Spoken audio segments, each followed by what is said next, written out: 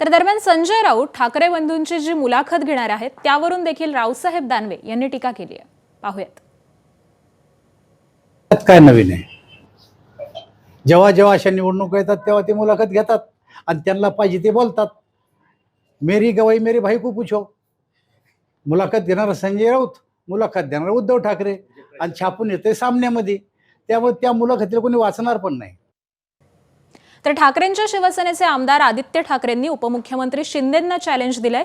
शिंदेंनी समोरासमोर बसून चर्चा करावी असं आदित्य ठाकरेंनी म्हटलंय.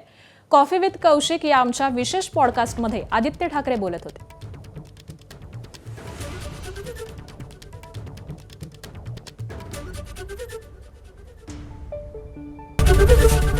एबीपी माझा, उघडा डोळे बघा नीट.